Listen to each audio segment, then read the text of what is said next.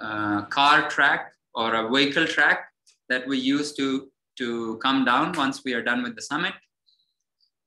That's why it takes less longer to come down. Now, myself, Faisi, I've done Mount Kilimanjaro 4 times, and Emily has been to the summit twice. Yes.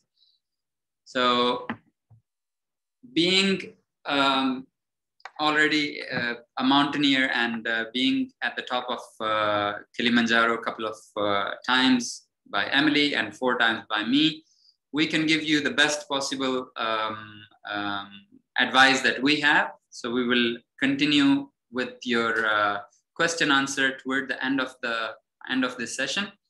Any questions that we don't, anything that we are not sharing with you now, and you have a specific question, you'll be able to ask toward the end of this session. And if anybody will be leaving for any reason, because some of you have already messaged me that they will be leaving a bit earlier. So if that happens, don't worry, we are recording this session as well. We will be putting this information on information sheet as well. So you will be able to receive this before you join us. Yeah. All right. So who else is here? I believe everybody has now joined in. We have got somewhere around 22 people now. 17 people now. All right. Let me open the presentation that we have.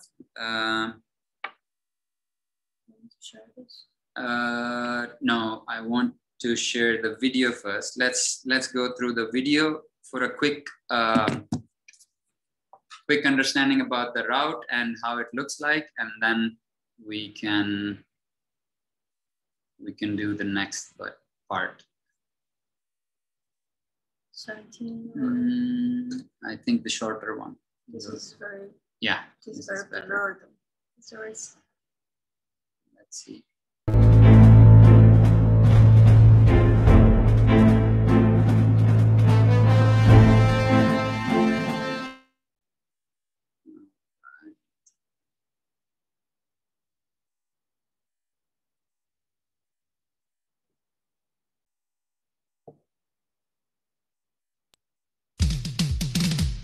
All right, I hope you guys can see that. Fatima, if you can see. Thank you very much.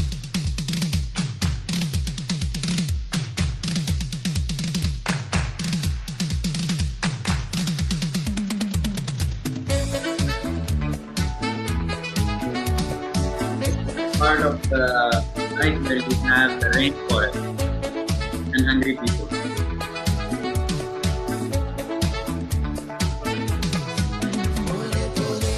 Day one is going to look like this. It's kind of misty and it's humid. Temperatures are going somewhere between 20 to 30 degrees, depending on the day. When you get out of rainforest, you have a little bit of opening where you have smaller trees or solid shrubs. In the background, they're like night.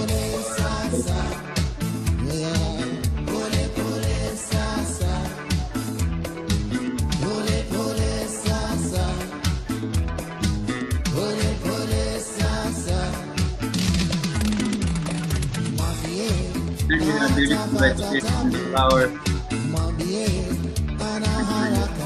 Birds.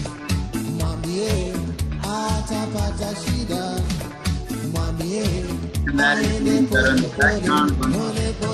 Like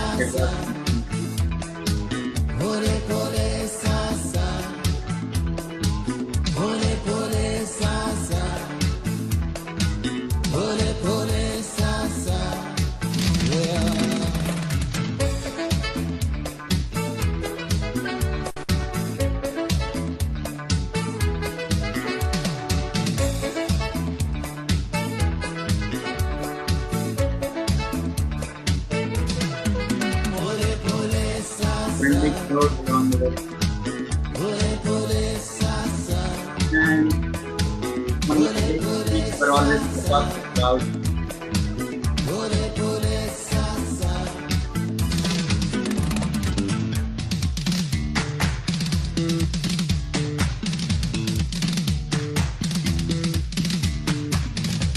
that is the famous Paranku wall. On our route. It's a little bit technical on this route, which economic or commercial route is this wall, but we are not going from the right. We want to run to the wall.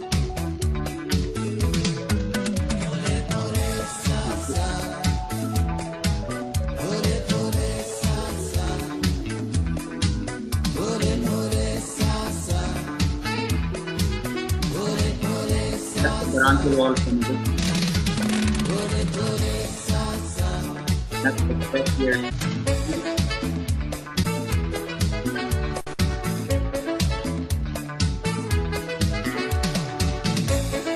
That is the summit spotted in that side.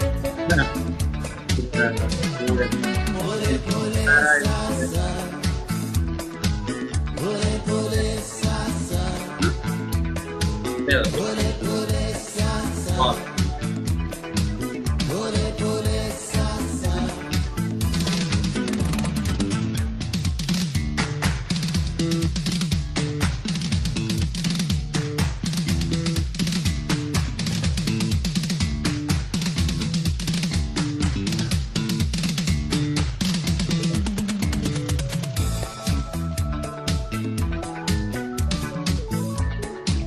So usually we have one signature pose for every camp that we reach. So this was their signature pose. People hanging on the side, etc.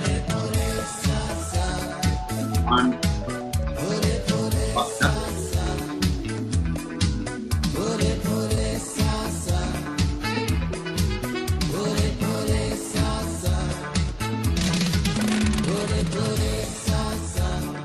After coming back to the way,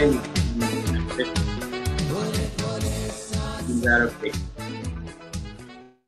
All right, so this was a little bit of an overview of how Kilimanjaro looks like.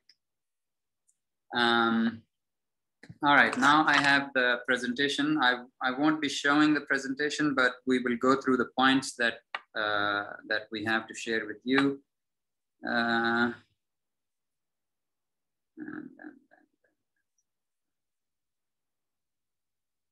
All right.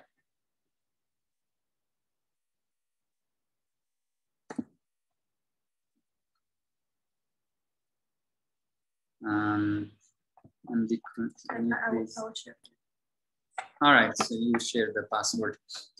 Okay, so preparation for Kilimanjaro. The first things first, before anything, first of all, it is your decision why you are doing or why you want to climb Kilimanjaro. This is one of the major things to understand, that you have to make up your mind and have a reason behind it. I personally don't believe in going for something unless you have a solid reason behind it.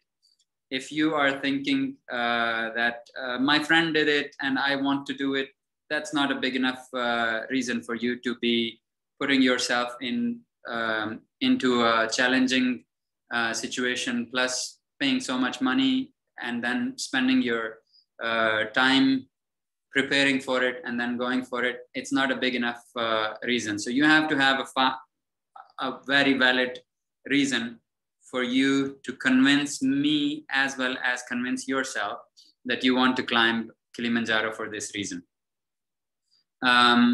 The reason can be anything. You want to push your limits, but how far you are willing to go. Are you willing to push yourself when it's going to hurt? Are you willing to push yourself when you have to wake up in the middle of the night and then go for the summit with the temperatures -10, -12 degrees outside?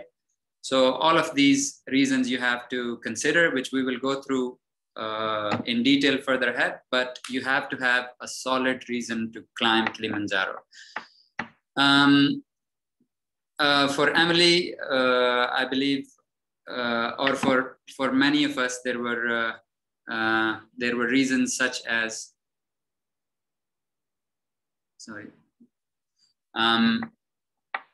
For some of us, the reasons were that to feel the freedom of being able to do anything that we want. That is one. And then to have the most beautiful views along the way. That was one of the reason. One of our partners that went with us shared his reason that he wanted to climb Kilimanjaro because the views are amazing, and it's one of the most beautiful mountains in the world, and that is undoubtedly true because you are going to see more than 4 seasons on one mountain within those 6 to 7 days when you're up there. So not any other mountain or not anywhere else you will be able to witness these many different seasons and these many different terrains at same time. Again, another reason could be for the sense of achievement. Of course, it is a big achievement. It is one of the 7 summits across the world. So going up to close to 6,000 meters, it is a huge achievement. It's not something easy. It's not something that people do every day. Then for me personally, it was also to watch stars, because once you go above your day 3 camp, you are already above the clouds, and the clouds are covering the entire city or any light pollution that is at the nearby towns. So once you go above that, you get to see the most beautiful sky lit with stars at that place. For new friendships, yes, while we sign up for such adventures, we train together, we make new friends, and then those friendships last a lifetime. We have had friends that joined us on these expeditions, and we still see them, and we still are very close friends. One example would be our dear friend Amin Al-Amin that joined us at Kilimanjaro, and he in one of the pictures, he's the one giving CPR to Emily. No, that's okay. So that friend is now in no longer in Dubai, but still whenever he comes or whenever we get a chance, we are still in contact. And another reason, because you can do this no matter how challenging it is, no matter how difficult it is. People have done this mountain, and you can also do it. And you don't have to doubt yourself at any moment that you cannot. One of the example is a gentleman named Kyle Maynard. Kyle Maynard was born without any limbs. He doesn't have arms, he doesn't have feet, legs. So he is just head and torso. And that gentleman has trained to climb Kilimanjaro, and he has been to the summit of Kilimanjaro. So at any moment, if you feel any doubt about yourself, you have so many examples. The youngest person to climb Kilimanjaro is an 8-year-old Indian kid who has climbed, and another girl, I think she's also 8 or 9 years old. She has also climbed 2 years ago. So despite all the challenges, you can do that. Now, the question after deciding why you want to climb comes, who do you climb with? You can do it with total strangers. You can do it with low budget operators, and you can do it on your own. These are the thoughts that come. Sometimes they come in our mind. Well, first time when I was climbing, these were the thoughts that came into my mind, that I can just go there and climb by myself. But there are some rules and regulations. You cannot climb Kilimanjaro on your own. You have to hire a certified company, registered company in Tanzania, and then only you are allowed to enter, because it's a national park. You cannot enter without the licensed guides. Then with the low budget operators, the problem is you get to you come across a lot of problems, including sometimes they run away in between. It has happened to people that we know, and there are cases where people don't pay their employees properly, and then they have issues with logistics. They have issues with having one person or having enough guides to lead you toward the summit. So these problems come with low budget operators, but most of all, not paying their employees the wages that they deserve is a huge problem. We came across a person, one of the porter who fainted on the way, and we saw him close to a water pond. He was going after the water, and we saw him there. He was completely out. We did first aid, and then once he got back into his senses, he said he was pushed by his employers, and he couldn't eat properly, and he was not given enough food, and he had to carry more than the allowed load because there were not enough people. So these kind of cases also happen when we go with the low budget operators. That's what personally I try to avoid, and I believe everybody should try to avoid that. Not that we want to go with a company that will give us a queen size bed on every campsite. We don't want to pay that much as well, but a decent company that is not a very cheap one and not a very luxurious one. Somewhere in between is good enough. What is average rate that companies are charging in Dubai? Also, the people that are taking hikers to climb Kilimanjaro from Dubai itself are somewhere between $2,200 to $3,500. There are several companies, I don't have to say the name, but these are the charges that they are taking. What route you have to choose, also it depends on how much time do you have available on your hand. If you have got 8 days, 9 days, you can go for a longer route. If you have got shorter time, you can go for shorter routes. But again, as I said, the shorter the route, the steeper it is.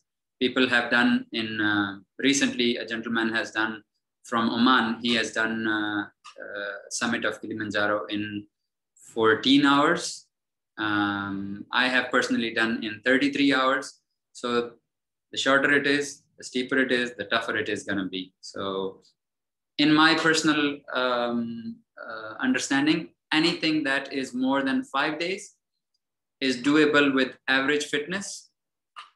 By average fitness, it doesn't mean that you work out once a week. That's not average fitness. You have to be able to do certain runs, certain hikes in UAE during the training. And if you are training for 3 months from couch to the summit, you can do that with that much time and with that much of training, which would be probably 4 days a week of training, including some running, some strength training, some hiking training, and of course, toward the end, there is some mental training as well that you have to go through. But 3 months is more than enough for any person without, God forbid, without any disabilities. They can train 3 months and go from couch to the summit. The routes that we have, as I said, Umbwe is the shortest route from the gate to Uhuru Peak and back. It is 51 kilometers in total.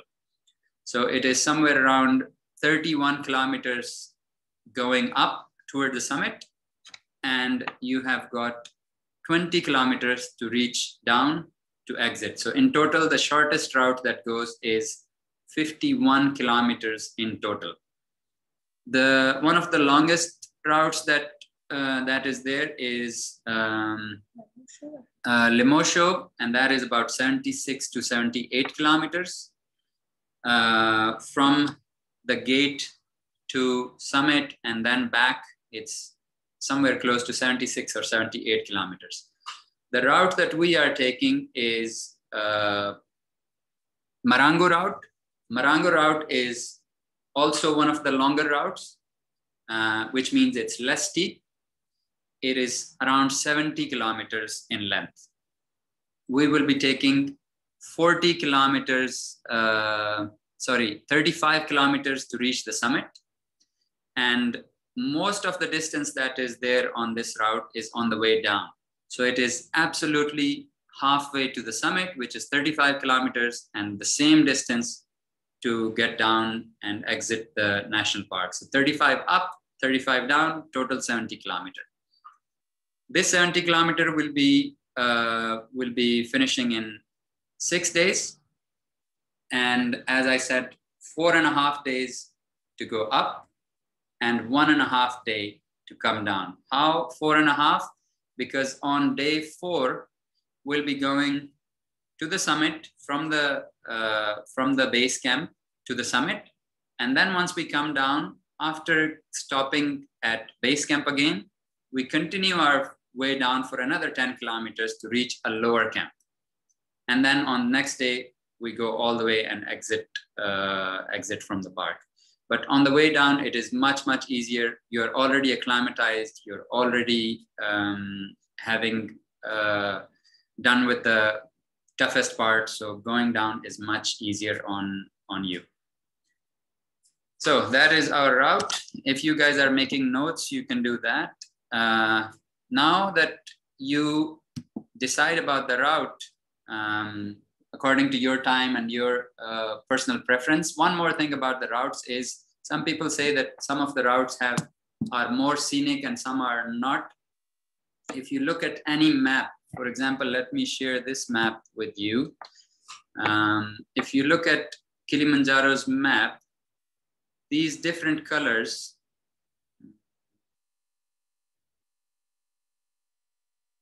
sorry, I think we can do it from the desktop instead. Oh. So if you guys can see this, this is the map of all the routes. We have from next to the AFT logo, you can see Machame route, and then going toward the right, you have Umbwe route, which is the steepest one. And then the next route is to come down. This is, the arrow is showing there, which means this route is only used to come down. Then you have Marango route, the one that we will be using to go up. And then we will be using Moeka route to come down toward Moeka Gate. Then further up, you have Rongai route, which comes from Kenya side, more northern side. And then you have Shira route that comes from further left. And then you have Limosho route that is also coming from further left. So if you see all these colors all around in circles, so for example, this color all the way around, every route is passing through this color, yeah? Which means these colors represent one type of terrain or one type of vegetation. So all the routes are passing through this. And then similarly, the second color represent a different kind of vegetation. So all the routes are passing through that as well. And so on, all the way to the summit where you have the icy peak and glacier. So it's all the routes are crossing every single type of vegetation and type of terrain. So whenever somebody tells you some of the routes are less scenic, it's not true.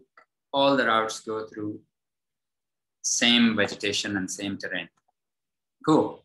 So now you have decided about which route to take. Then the next comes to what gear you will be needing. You don't have to get scared looking at all this gear, because this is alpinism gear, which I used for a different mountain in Pakistan. So you don't have to get this much gear. On top of that, we will not be sleeping in the tents. So you don't have to have a tent or a mat. All you will have to have for sleeping will be your sleeping bag. So these details will be sent to you guys, what gear you need in detail. The list will be sent to you guys, which things you can buy from Dubai, which things you can rent from Tanzania. All of this list will be sent to every one of you. But with all that being said, there are a few things that you must have your own. It's highly recommended, which is your own sleeping bag. I would highly recommend. You can rent it, of course, but highly recommended to have your own, so that you get used to sleeping with your own gear. Also, your summit boots, you must have your own, which are for Kilimanjaro. You don't need any specific boots. They should be just Gore-Tex hiking boots that are comfortable, at least a size and a half bigger on you. And you must be training with those boots before going to climb Kilimanjaro. So that is the second thing which you must have. Down jacket, it can be rented in Tanzania, but again, it is always good to have your own. Your backpack, there is usually a question that you need to carry all your gear on you. That's not true. You will be given a 12 kilogram of weight limit for you to hand it over to your porters. That 12 kilogram will have your sleeping bag, your extra food that you're gonna bring, your extra, any gear, your clothing, everything will go into that duffel bag, and you will hand it over to your porter. Every day you will pick up your day use things that you will be needing on that specific day. You will take them out, and the rest of them will be put back into the duffel bag and handed over to the porters to carry. You will receive that duffel bag at every camp. Before you reach, your duffel bag is going to be on your in your hut, on your bed. You will only be carrying a small backpack, which is anywhere between 25 to 35 liters of a backpack, which is a day pack. You guys can make note of that. 25 to 35 liters of a backpack. That is what you will be carrying, which minimum gear that you only require on that specific day. If it's a summit night, for example, you will be needing your headlamp, you'll be needing your gloves, some extra food, snacks, about 3 liters of water. This 3 liters of water will be with you on every single day. So these are a few things: your beanie, your balaclava, not baklava, that is a food. So your balaclava, you'll be needing to cover your face, your sunscreen. So general day use things you will be carrying in that backpack, and the rest, everything is in your duffel bag. Cool. But a good tip is to start your gear preparation well before, so that sometimes there is a sale, sometimes you have to order online, sometimes you have to get it from your friends. So everything, that list you will receive once you sign up for the event, that list you received, you start collecting those things well before, so that there is nothing last minute that you are rushing to get, and you might end up paying twice as much as you could have got it earlier if you would have ordered it online or got it from a friend. All right, in gear, you mostly need weatherproofing gear. Weatherproofing means if it is rain, you need a rain jacket, and you need a poncho. You need a rain cover for your backpack. If it is sunny day, you need a hat, you need sunscreen, you need, for your face, you need to cover with the balaclava or with the neck gaiter. You have to cover that. The second thing I say, self-rewarding food, which is any day that you don't like the food that is going to be provided by the company or by the guides. If you don't like that food, you should have something in your backpack, because nutrition is important. You can't just stay hungry and keep on going. Although the food that is provided on the trek by the company or by the guides is amazing, I personally have never had any bad review about the food. But for somebody who's picky like me, who doesn't eat cheese, who doesn't eat any kind of soups, doesn't eat fish, so for somebody like me, I always carry my own self-rewarding food. Any day that they are giving me a zucchini soup or a shrimp soup, I'm not taking that. I'm just pulling out my duffel bag, and I have something called Uncle Ben's biryani. So I take those sachets from Uncle Ben's biryani, and I just open that and eat that. Then you have your hygiene kit.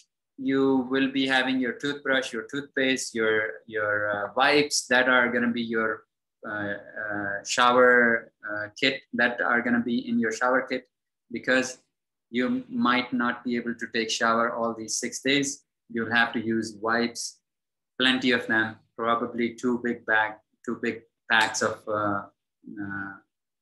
wet wipes are going to help you all along the way. Then you will have your medical kit, which will include your personal medication, any small kind of blister kit. We will also have a bigger kit with us, but any personal medication, you will be carrying that with you. Then in your gear, you will have your electronics, which is your extra power bank. You'll have your mobile phone. If you have a small digital camera, your, what is it called? The small GoPro and stuff. So those electronics you will be carrying with you. Extra batteries for your headlamp. So these are the kind of electronics that you will be needing. They will also add into the total weight. Again, this list you will be receiving. You can just have a checklist. So whatever you have already, you can mark it, whatever you need to buy. One of our participants, I'm not sure if she is there, Maha, she has created a very nice checklist also. We will share that as well. So you can just follow that. What else do we need? Yeah, these things are about it. The next thing comes about your training. So you have got you made up your mind. Why do you want to climb? You have made up your mind. Who do you go with? You have already hired a company or a guide. Then you have prepared your gear. Now the preparation of your physical fitness comes. Kilimanjaro is an endurance test because it's lengthy. It is 70 kilometer or 75 or whichever route you take. It is minimum 50 to 75 kilometer long, and it's not one day, it is multiple days. So you are carrying soreness and tiredness from one day to the next day, and from next day to the following day. So it comes down to your endurance, how well prepared you are endurance wise to be ready to go from one day to the next, and then keep on piling up to reach on day 4, where you have to do 4 or 5, where you have to do your summit bit, and you're carrying all that body aches and any kind of weakness, carrying to that day where you have to push the hardest to reach the summit. So your endurance training will have to be at top notch so that you can continue on that. To get more physically trained or endurance wise, you have to have proper cardio training done, as well as strength training. Cardio training is anywhere where you have to have heavy breathing, or you have to train your cardiovascular system, your lungs. It can be running, it can be cycling, it can be swimming. So this training will be the very first thing that you have to train for. Then comes down to your strength training. It is not only about gym, it is body weight training, it is hiking itself is also a strength training. You will be carrying extra weight to train yourself for, because we don't have high altitude mountains here. So we cannot train our body for low oxygen.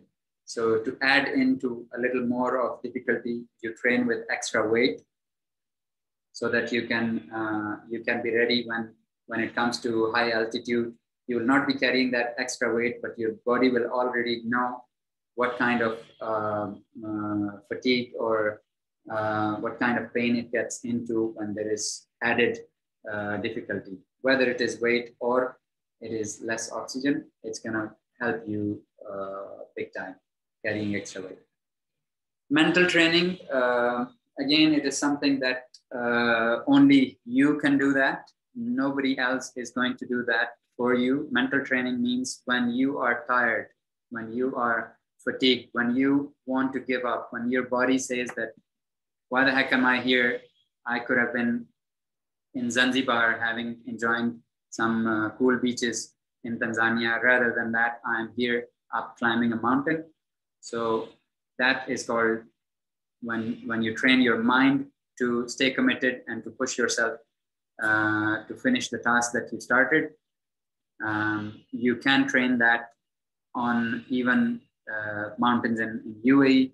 We were used to do this mental training test in Oman, where we push our team to go to the summit of Jabal Shams. And we were used to carry all our gear, including 6 to 7 liters of water, our backpack, sleeping bag. And we were used to take non-commercial routes to reach the summit. So that is pushing your limit. A lot of people that have successfully done that training with us have gone and summited Kilimanjaro and told us our training was much harder. Kilimanjaro was much easier. So this is when you have already crossed that barrier, your brain is going to say, okay, this is no problem. I can just push through. So that is your mental training part. And next, what are the difficulties that you're going to face on the mountain? The first one is you're going to experience all the different temperatures and all the different kind of weathers along the way. You might have rain, you might have humid and hot conditions. You will have extreme windy condition.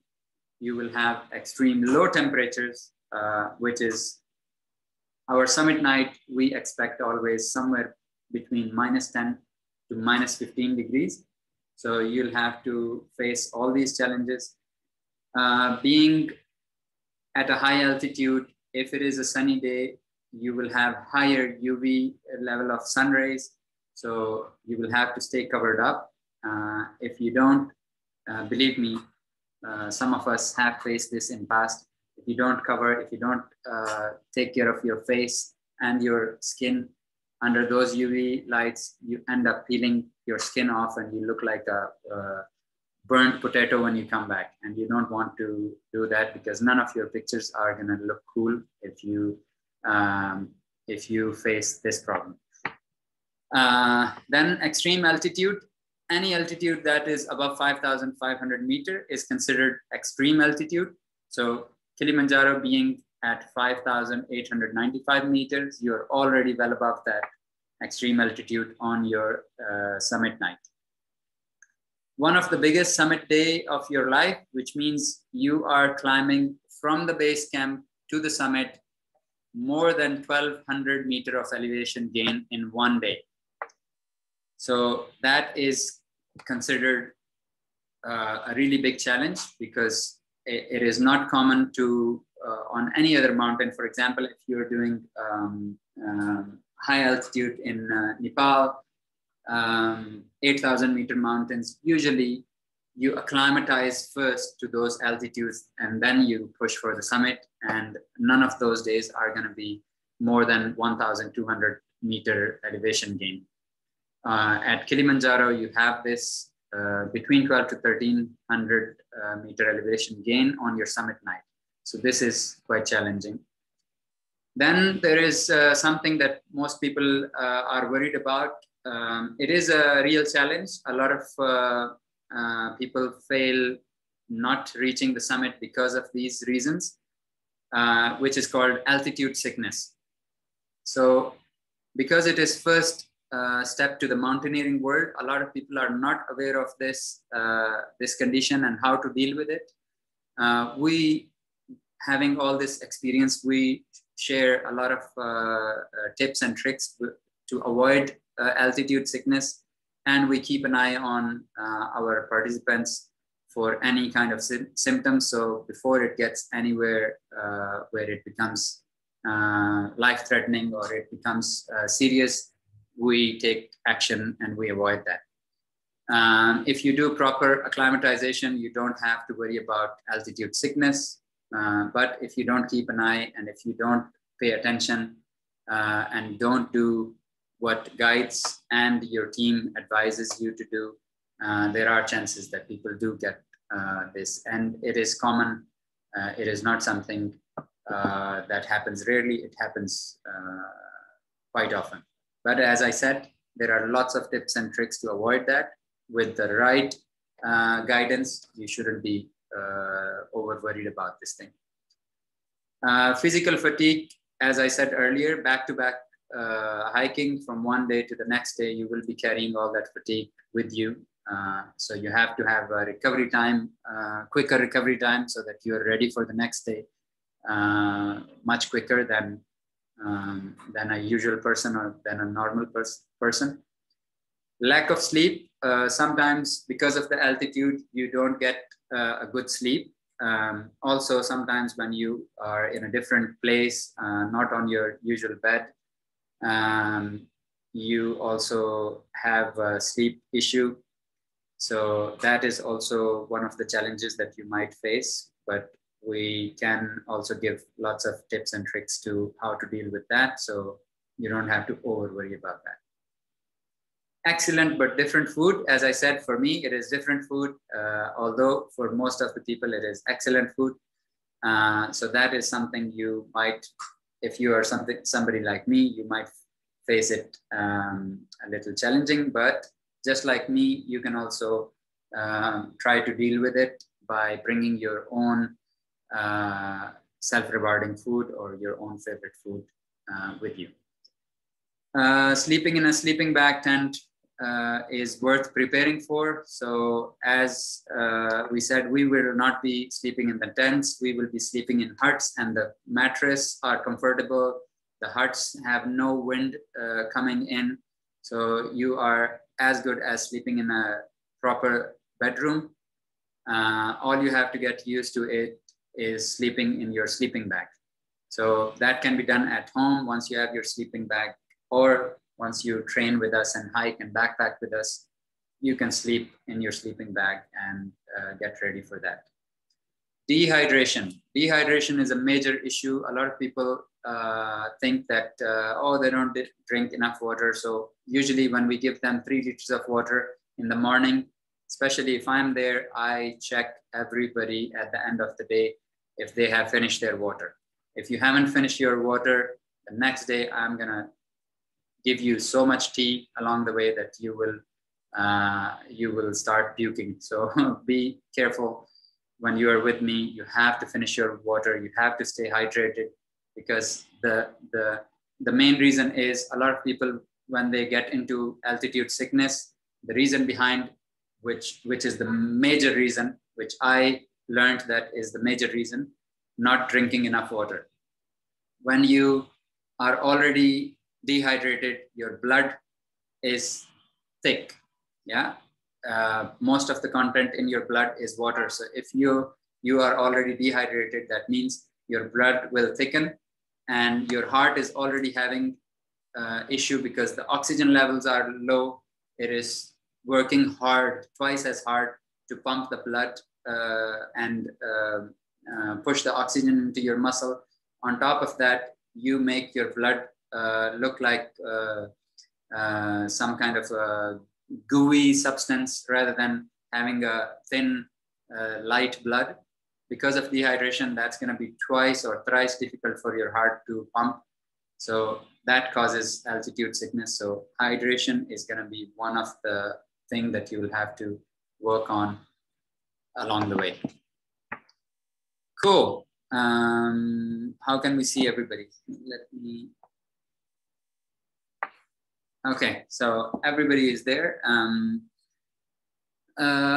If without sharing the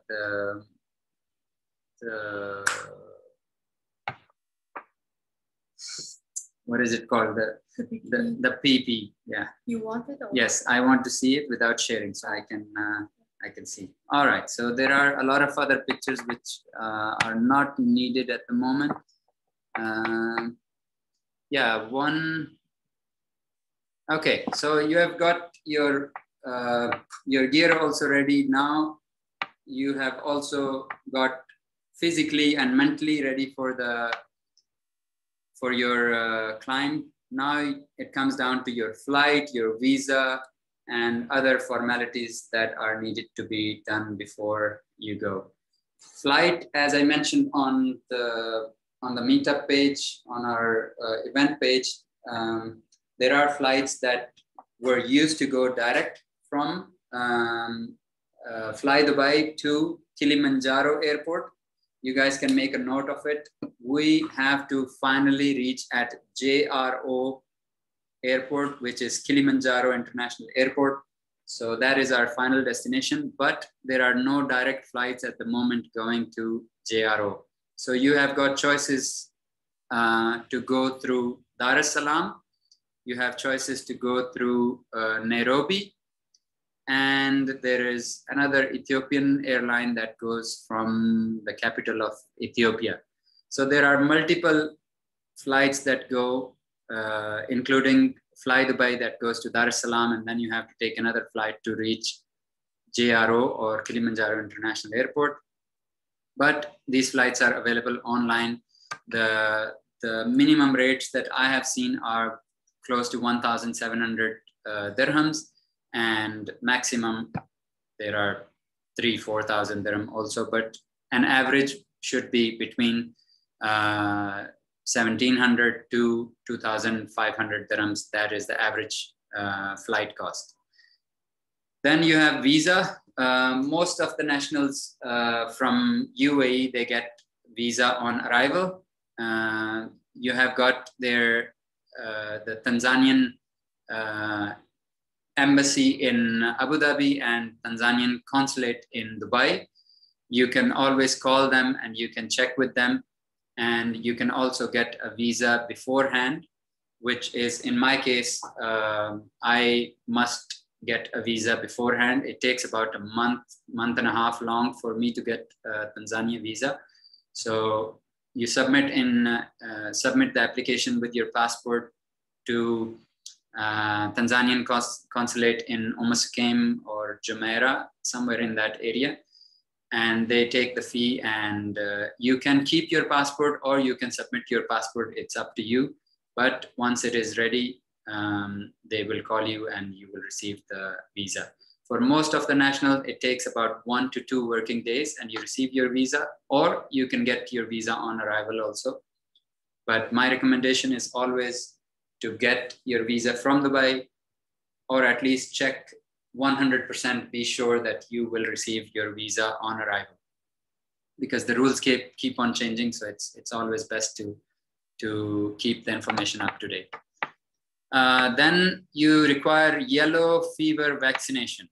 That is mandatory. You will get checked at in Tanzania.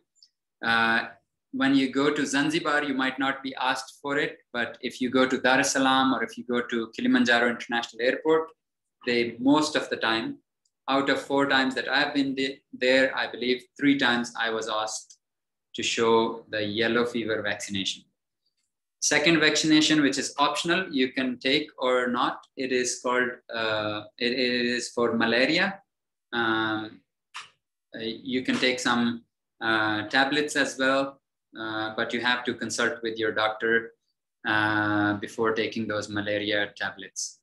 That is optional, that is not mandatory. Good to have. Me being born and brought up in Pakistan, we have kind of got immune to malaria. Not immune, but we have probably received some vaccination in childhood.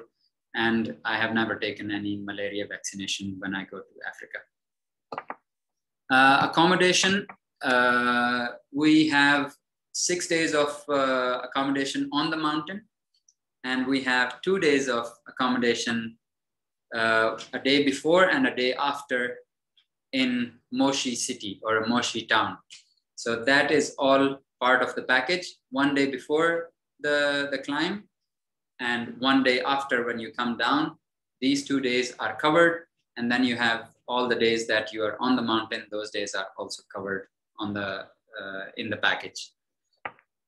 Other adventures in Tanzania, what we usually do is we do only 1 day tour within Moshi town. We go to old Moshi town to get some coffee tour. We go to a waterfall called Matruni Waterfalls, and we go to a hot spring also in Moshi town nearby. It's out in the wild, but not too far. So within 1 day, these kind of small adventures we do at the end of the summit. But if anybody wants any assistance with booking 3-day safari to Ngorongoro crater, or if you want any assistance to book with Zanzibar adventure or on your own, you all have those options. Once we are down from the mountain, once we have done the ceremony of certification and a little dance with the porters, once we have done that, you guys are free to do anything you want, or you're free to come back to Dubai. It's depending on your own plans. All right, that's about it. That was sharp 1 hour of details. Now, if you guys have made some notes, or if you guys have any questions you want to know, you guys are more than welcome to ask. And to ask question, you can raise your hand.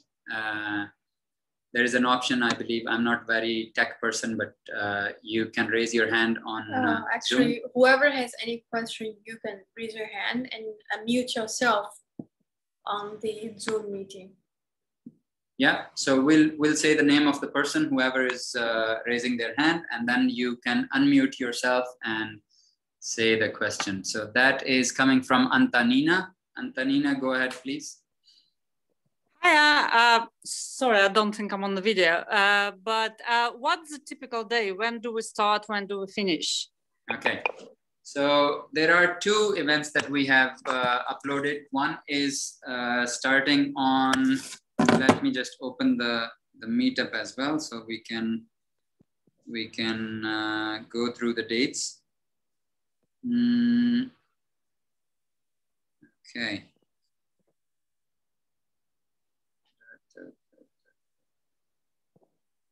All events. All right. So as of now, see, we haven't fixed the days, so that before anyone books their flight, we already have a WhatsApp group. In that, we will be discussing to book the flights. Sorry to interrupt. I mean, during the hike, well, do we start like 6 a.m., 8 a.m.? Okay, understood. So usually we have a wake-up call with the sunrise. Whenever the sunrise is, we have a wake-up call.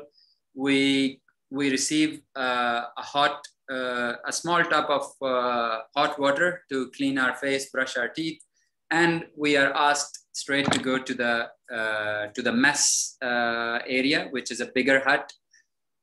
We get our breakfast and we get our daily water, daily 3 liters of water. We receive that.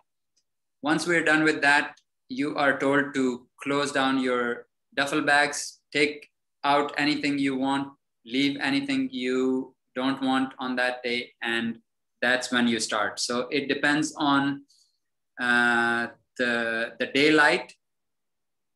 Any day, if the sunrise is, let's say, 7 o'clock, you might be starting your climb by 8 or maximum by 8:30. So an hour and a half after you wake up, you start your hike. And you daily, it depends on day to day. Sometimes your day is going to be 5 hours. Sometimes your day is going to be 7 hours. But the longest day that we have on climb is the summit night, on which we usually start climbing past midnight. The day before your summit night, you're going to reach your base camp in the afternoon. So let's say by 2 p.m. you're already at your base camp. You get your lunch and you go straight to your beds and you sleep. You sleep until midnight.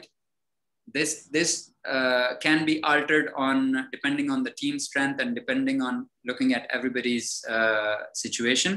We do usually alter that. Sometimes we push this start 2 hours late, or we pull this start a bit early. This depends totally on us, how we manage that on the mountain. So the guide is going to see everybody on the team and decide that. But that is your longest day. You start, for example, at 2 a.m. and you might be finishing at 4 p.m. the same day, 4 p.m. So if you started at 2 a.m. to 4 p.m., that is 14 hours of day. This will be your summit push, and then all the way down to one camp below your base camp. So that's the longest. Rest of the days are 5 hours, 6 hours, up to 7 hours. Cool, thank you. And another question from me is about food. So for example, what kind of food we're getting? So I'm vegetarian, I don't eat meat. Will I get, do I need to bring something with me, or I can eat anything as long as it's vegetarian? I'm not fussy about whether it's Indian or Italian, but will it be accommodated? Okay, so this will be accommodated. Anyone has personal preference will notify us that this is what their preference is. We notify our cook and our waiter. They are in charge of getting all the food supplies. So beforehand, everything is going to be there. For meat eaters, meat is there. For vegetarians, vegetable are there. So that's not an issue. As long as you can live on pasta and they do those. There are plenty of beans and potatoes. Yeah. I think last June trip, Sarah is vegetarian, and we have plenty of veggie options, so yeah, it's not an issue at all. Yeah, and the issue is for meat eaters. Actually, I was having some issue because meat cannot stay for that long. So whatever they bring, it probably is going to last up until 4th day, and then the options are mostly vegetables. So for vegetarians, it's not an issue. Great, thanks. That's all from me. Thank you, guys. Right. Anyone else? I think Ala mentioned in the chat that why June? Why June? Yes, Ala's question, he asked why June. So from April, I would say from mid-April to end of May, it's rainy season. So we try to avoid that. June is considered one of the best season to climb Kilimanjaro.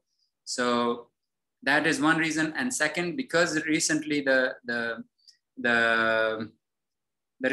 restrictions of traveling and all that have eased up, and we also have a little bit more clarification on where we can and where we cannot travel. So considering that, we have given 3 months or a little more than 3 months of training time, and that was the best option available. That's why we chose June. And as I said, it's one of the best months to climb. Less rain and less windy, but as I said, it is on equator, so sometimes it can also surprise you.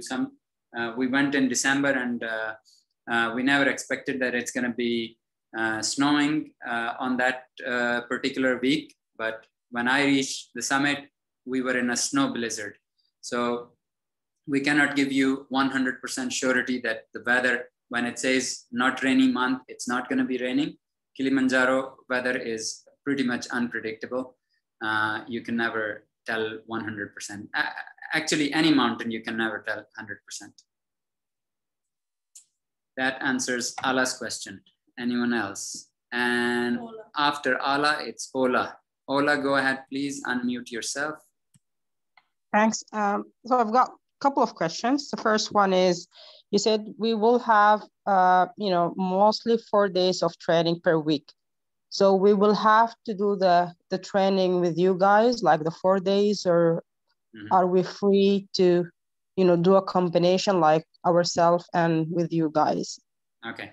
So what we do is we are two certified fitness trainers. One is our very good friend Shrimal. You have already trained with him, and myself. So what we will be doing is 2 days of training will be a group training.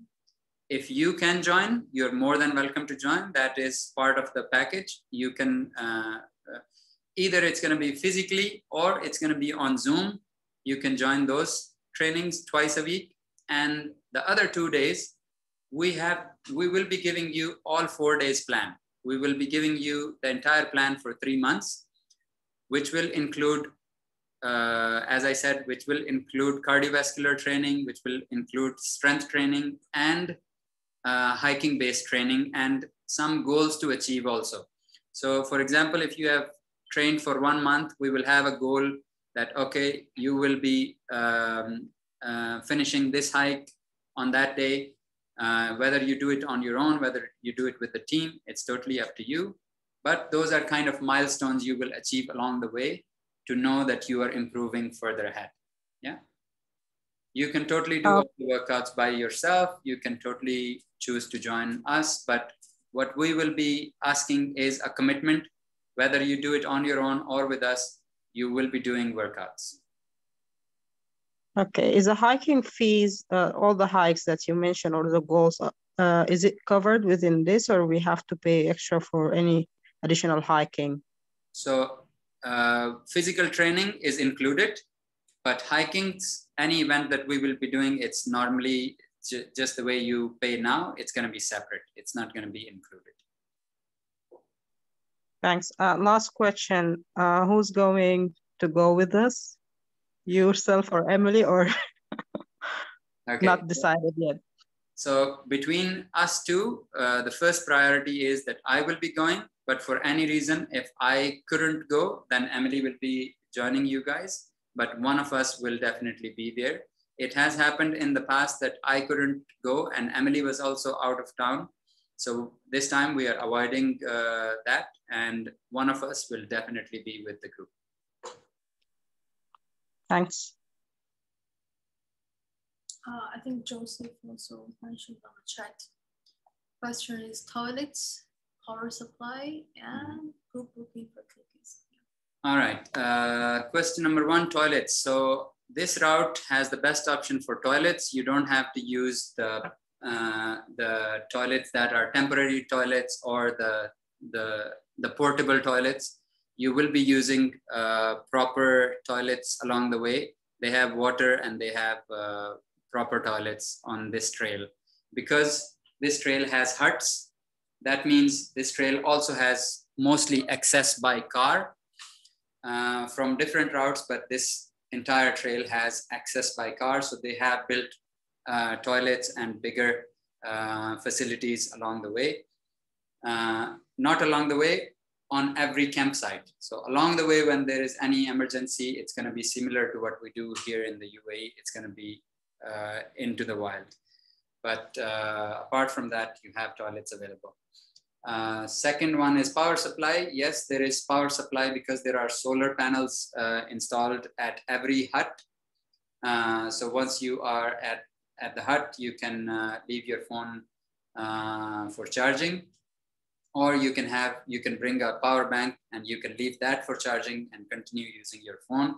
And while you go for sleep, you just plug your power power bank with your phone and you can charge that. Apart from that, I also usually bring an extra power solar panel with me, which usually can charge 2 power banks simultaneously. So you can give me your power bank in case if your camera or phone dies on the way. So that is also one option. Last one is group booking for tickets. Yes, once everybody who has paid their booking fee, once we are in the WhatsApp group, we can totally decide that, and we can book as a group so that we get possibly some discount as well. So that we can totally do that. We'll give some options that, okay, these are the options, whichever the majority chooses, majority goes for, we can book those tickets. I'm also going to be, or Emily, whoever is going, we are also going to be part of that. So it's just going to be a friendly thing to do. Question from Rakesh. Rakesh, thank you first of all for joining, Rakesh.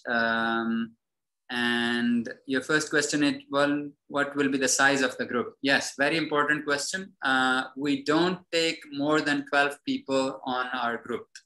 That's why immediately once we got filled up with our first event, we posted the second event to give option for the others who couldn't join the first group.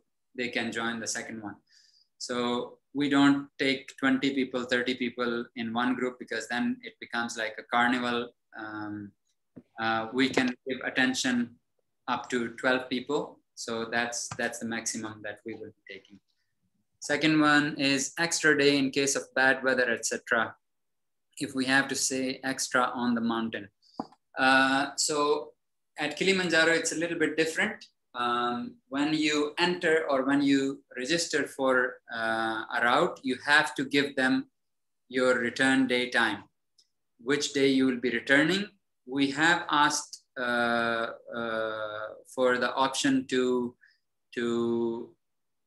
prolong it or to make it from 6 day to 7 day, but that has to be decided beforehand. So if we are doing a 6-day route, there is no excuses, because there is no much weather change, no matter if it is raining, if it is snowing, because it is not kind of an Arctic mountain. There is not going to be much difference for the weather. What we have to be more prepared about is being weatherproof. It is going to be cold. It might be raining. It might be snowing. So as long as we are prepared for these 3 things, we don't have anything to worry about, and we push through. Bad weather, when we talk about on other parts of the world, is having a 50 or 60 kilometer an hour wind speed, or having thunderstorm and lightning. So that is not the case at Kilimanjaro. So there is no bad weather technically.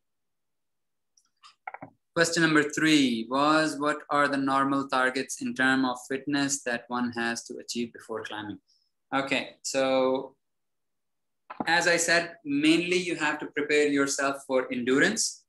So you have to have the ability to hike for 8 to 10 continuous hours, covering 12 to 1400 meter of elevation gain, carrying, I would say, starting from when you start your training, you are carrying somewhere around 6 to 7 kilos, then pushing it up to 13, 14 kilos of a backpack to finish your 8 to 10 hours of hike with 12 to 1400 meter of elevation gain. That is the best measurement that you can do in order for you to know that you are ready or not.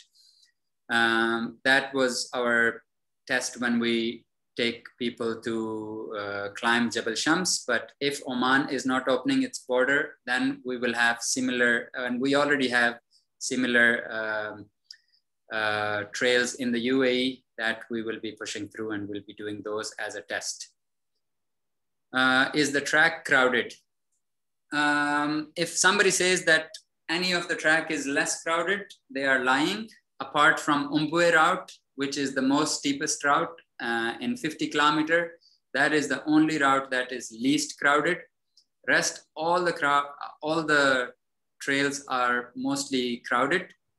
Crowded means that you will be passing, I would say, if somebody has started the hike with you, that group is going to be closer to you, but most of the time people start behind each other. So you will be seeing people on the go. You will be having lots of people at the campsites, but it is what it is. Kilimanjaro is one of the most famous mountain. You can't avoid crowd. I would be lying if I say it's not going to be crowded and you'll be the only person.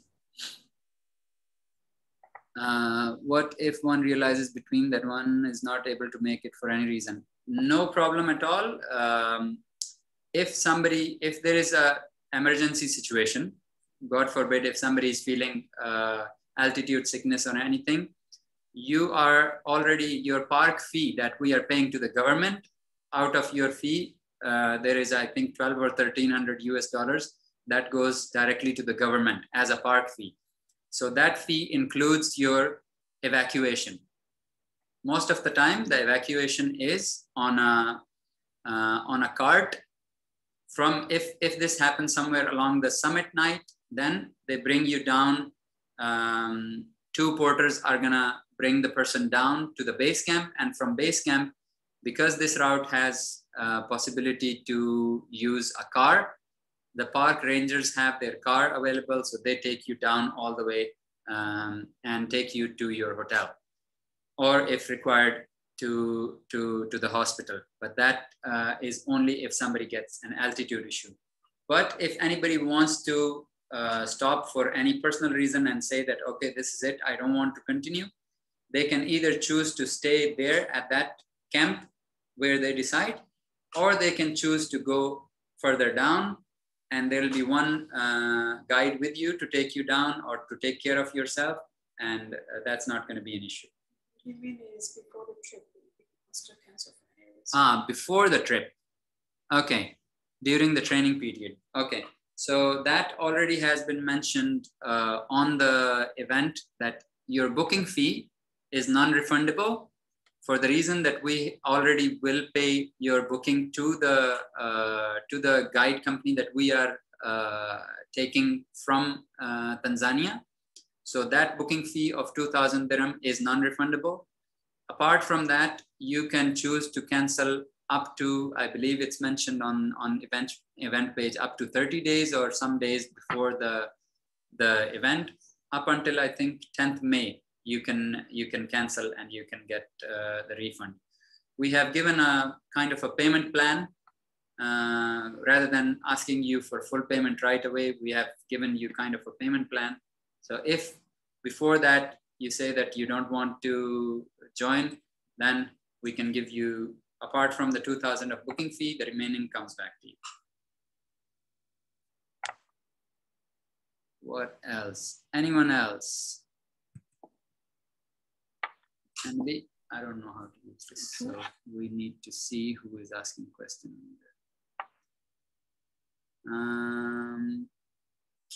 Anyone has more questions can raise your hand so we can see you, or just type on the chat. Okay, Joseph is asking something. You can unmute yourself and speak up. Faz, a quick one, sorry. Because of this current situation, what happens if the event gets cancelled for any reason, like there's a travel restriction or anything? Mm-hmm. Do we postpone it or do it some other time? Will that be an option? See, if the event gets cancelled for unforeseen reason or unavoidable reasons, then definitely the event will be postponed. The same company will keep our deposit with them, but whenever we decide to do it next, your money will be transferred to that time. If you will be unavailable at that time, the world is going to continue on. It's not going to stay stay like this all the time, but as soon as you are able to join us, you'll be able to join us with that deposit that you have paid. Deposit will stay. The rest of the money you can ask for a refund, or you can keep it with us to join for the next year. Obed, you can unmute yourself. Yeah, hi. Thank you guys for answering all our questions and stuff. So this question by Joe actually gave me an idea that will we be buying our own travel insurance, or will it be included in the package? All right, so travel insurance is personal. It's not included. It's not mandatory for Tanzania. It's not like some parts of the world, like for example, if you're going to Europe for a mountain trip, you must need to have your travel insurance as well as your health insurance. So that is not the case in Tanzania, but again, it's not part of the package. It's personal. You will have to have your own if you require one. So the permit does not require us to have insurance, right? No, climbing Kilimanjaro does not require you to have an insurance. As I said, the evacuation from the mountain is part of it from the park ranger, from the park management. So that insurance or kind of an insurance is already there. But apart from that, a health insurance or a travel insurance, it's going to be a personal thing. You will have to get your own if you need one. And Rakesh again, when the training start, and he hasn't seen the meetup page. All right, so the meetup page, just like you joined for the Frisbee event with us through the meetup, if you look at it on upcoming events, there are 2 events already posted for Kilimanjaro. One of them is already filled up, which is starting later.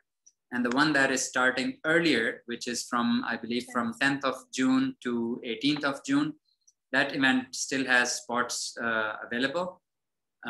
You can join that. And the training will start for both the groups in the first week of March, end of the first week, which is going to be either 7th or 8th of March. We're going to be starting our training.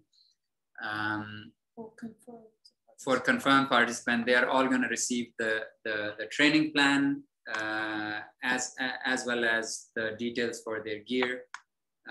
They will be receiving that at the end of first week.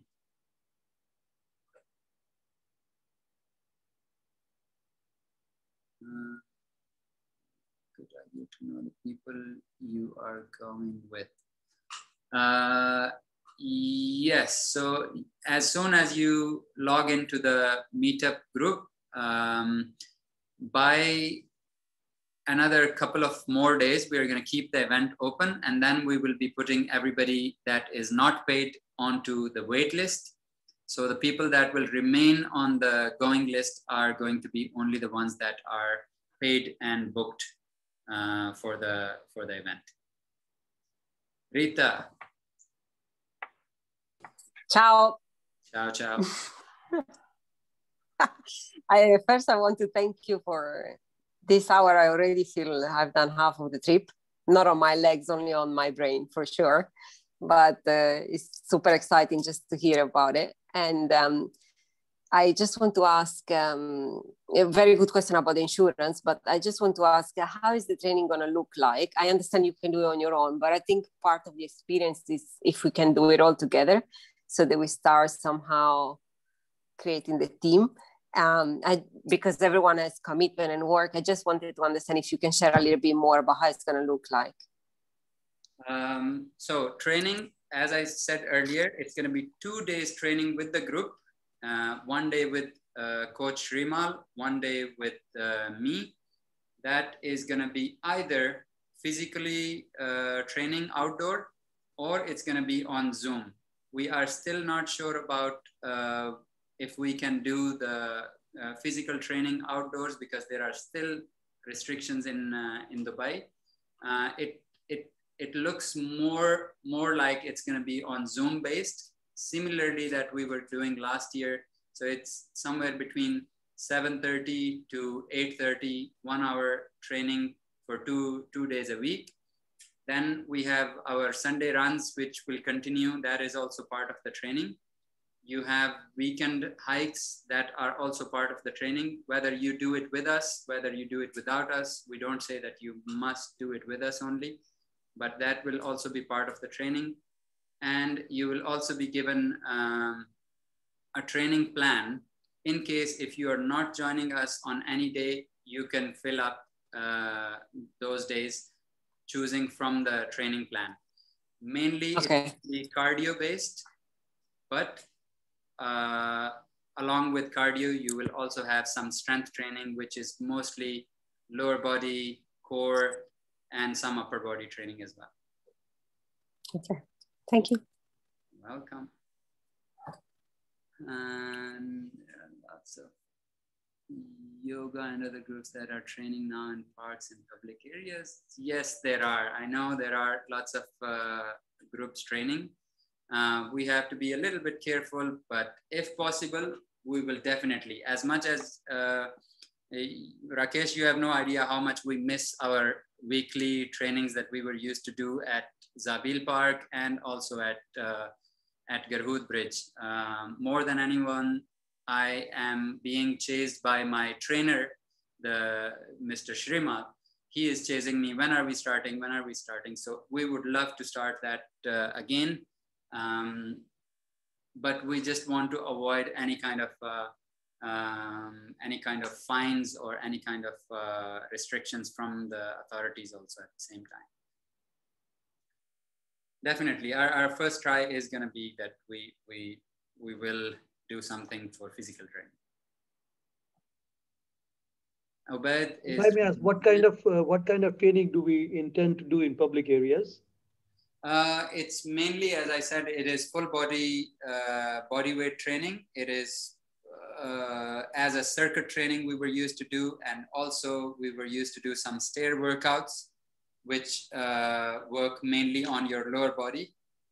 So stairs as well as circuit training is our usual training for this kind of trip. Thank you.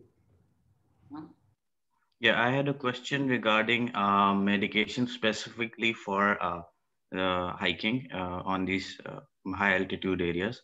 Do you recommend buying stuff for altitude sickness and stuff, or do you recommend we don't use it and you guys will guide us how to have them? Understood. So very good question. I have missed that point earlier. There is a training called there is a medication called Diamox, which is usually used for thinning your blood, and it's also used by almost all the mountaineers that go on high altitude. It helps you, as I said, it helps you thin your blood so that you can acclimatize properly. Acclimatizing basically is when you go from anywhere above 2,500 meters, the oxygen level keeps on dropping lower and lower. The higher you go, the lesser the oxygen is going to be.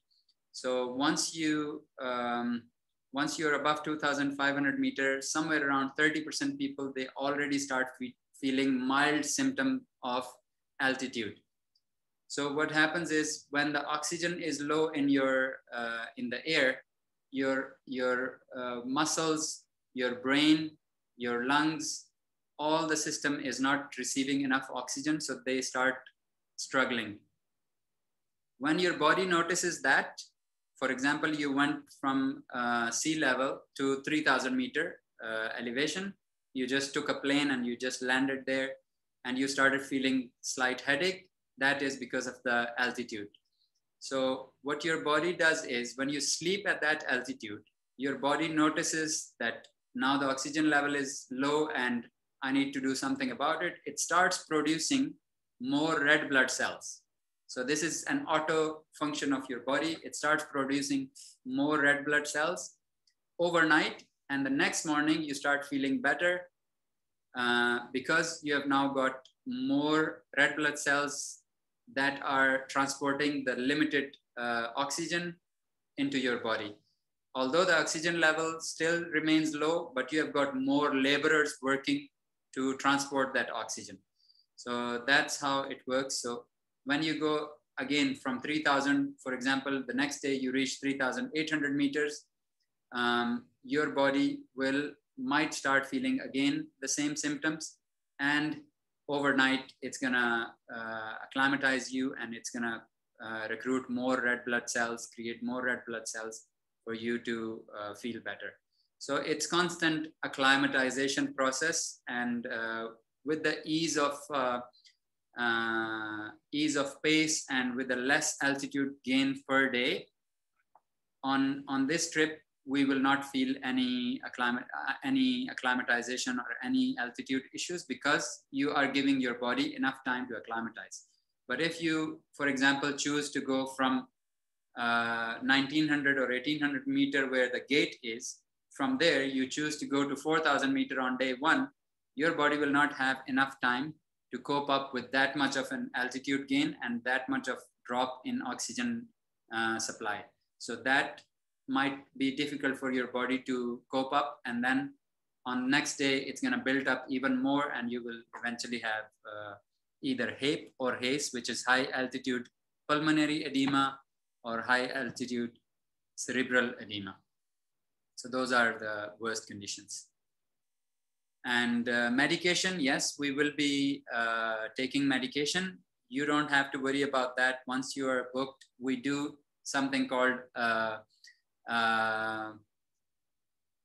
precautionary kind of routine. Rather than taking the tablet when the altitude sickness already hits, we kind of take half a tablet in the morning, half a tablet at night, so that we can avoid having any effects of altitude, and it will help us stay stable all along.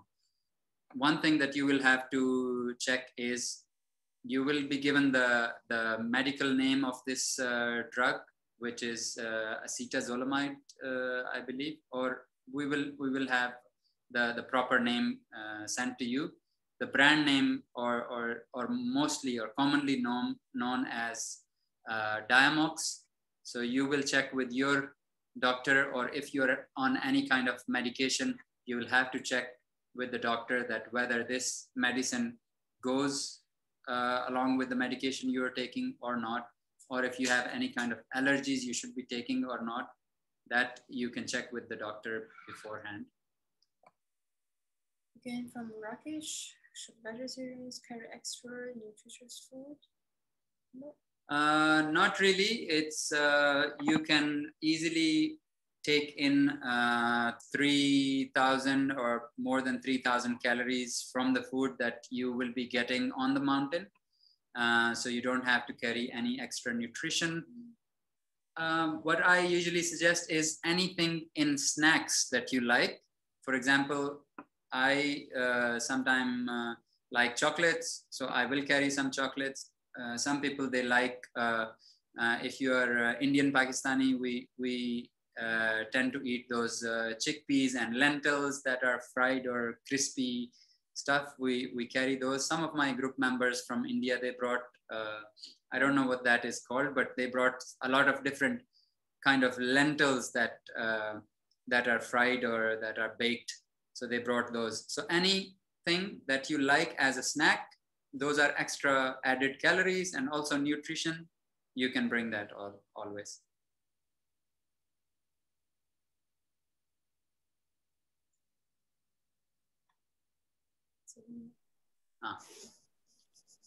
Yes, Joe.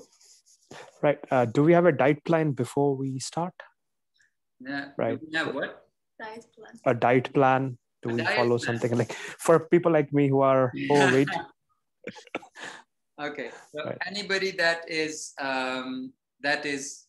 see, general fitness improvement is always a plus. When you go to any mountain or when you go for any challenge, general fitness improvement is always a plus. So we already know if we are overweight or we are underweight. We already know our weaknesses, and if anything helps to get rid of those weaknesses, why not? So if you think that losing an extra 5 or 6 kilos is gonna help you get into the best shape possible, then definitely go for some nutrition plan. We can always guide you with that. with giving you tips and tricks to lose a little bit more. And while you will go through the training, you will during the WhatsApp chats and stuff, you will get motivated and you will start taking care of yourself a little extra. And there was one message from Judy. Thank you very much. Very excited. Sorry, I have to leave. No worries at all. Thank you for joining in, Judy. Antonina. Also, thank you very much for joining in. Okay. Anyone has any other questions? Any more questions? I see Alex is very quiet. Alex, you usually ask questions during the hike. You're only listening, huh? Ah, okay. Yes, Okay. I wanted to join to listen and to get some ideas. And I got the idea, and yeah, it's very informative, and I liked it. Yeah, thank you so much. Till now. And I'm personally very excited. I'm personally very excited because I've been locked up and haven't been to a big mountain in quite a while. So it is very exciting for me also, and all the training process and knowing that most of us are regulars, that I know you guys for past, like some of you, I know you 3-4 years already. So it's going to be a very interesting group that we'll be going with. Both the groups, it's not just one, but both the groups are amazing. And seeing everybody achieve their targets, it's always amazing. Yes, Alex, number 2.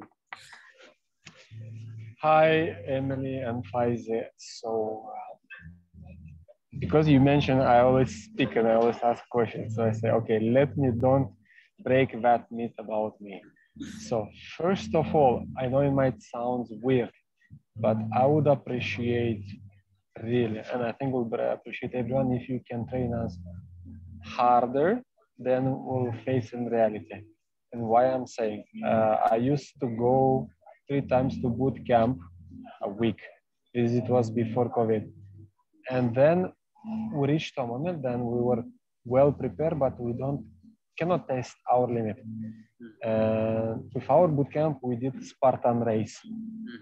And our trainer, UFC cage fighter, amazing guy, with whom it's better to don't mess. He trained us so much that the Spartan race, it was a playground. Yeah. Literally, he was pushing us and getting out of our comfort zone. And when we went to Spartan race, we thought, this is a joke. Why we paid? Why we are here? Yeah, it's raining. Yes, it's cold. But it was so easy. And we were from 16 to 60 years old group. We all achieved the line. It's just a matter of preparation. That's why I'm saying, in your preparation and the list and training, you can be hard, because then when we'll be on the summit, it will be a joke. It will be a walk.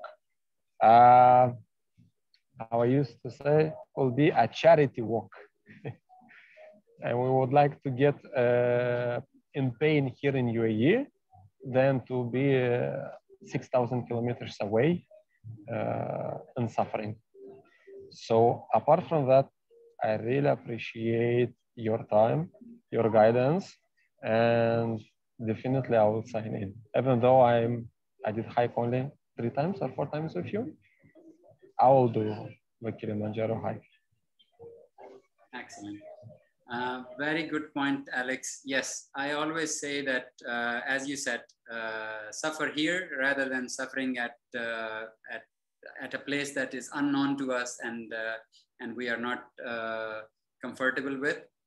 Right now, right here, as much as we will train, of course, if you have had trained with me in Zabil Park, you would know that we push much harder. We have brought even the elite athletes a little bit into their tiers. So that is going to be the same routine we will bring back. And definitely, if you train enough, one thing that you want to do on the mountain is to enjoy, not to suffer. And if you have trained enough here, you will enjoy the mountain rather than thinking that, okay, am I going to be able to take a next step next morning or not? So that will not be your thought. Your thought will be, okay, what next? What next? So that is where we want to go. That's absolutely the idea.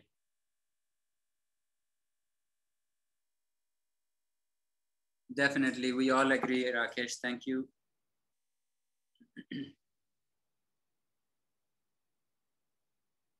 Thank you. All right, it's almost 9 o'clock. Thank you everybody for joining in. Joe has a question, I think. Quick one. So you have actually, on Meetup, we have signed up. Now, if we want to confirm, do we pay straight away or wait for your instructions? So for payment, if you have already our account details, AFT account details. We can do that right away. Yeah, you can pay right away and you can book. Just drop me a message before you do that, in which group you are at, and go ahead with that payment so that we have no confusion about which dates you are thinking. Although the dates are back to back, there is not much difference. It's just that the later one was posted earlier and the earlier one was posted late because the later one got filled up first.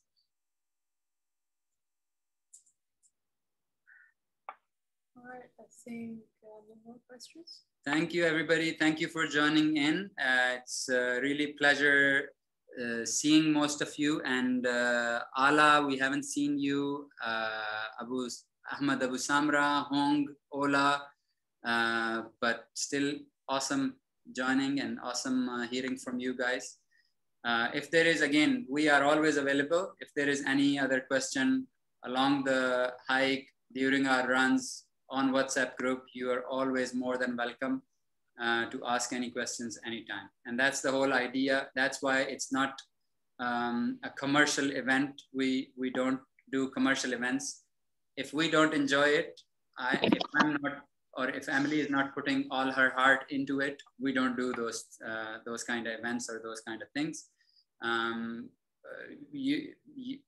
You or us, we can just join any of the events. There are several companies doing from UAE. There are several people that are going from here and from abroad the world. And also, you can directly reach out to any company in Tanzania, and you can do that yourself. But that's not the whole idea. The idea is to get together, train together, and then do summit together. It's once in a lifetime thing that you are doing, and it's just first step from being a hiker to becoming a mountaineer. And once you become mountaineer, we have seen people that hiked with us at Kilimanjaro. Now they are doing 7 summits. So it depends on how you push through and how you take your first experience. If it is good, you will get hooked and you will continue your passion. One more reason to go with Faisi is he takes amazing pictures on the hikes. So you need his photography skills on Kilimanjaro. All right. Thank you, Alex. Thank you, everybody. Have a very good night. And I have an early morning event tomorrow. I'll sign off. Bye-bye. Have a good night. Thank you. Bye-bye.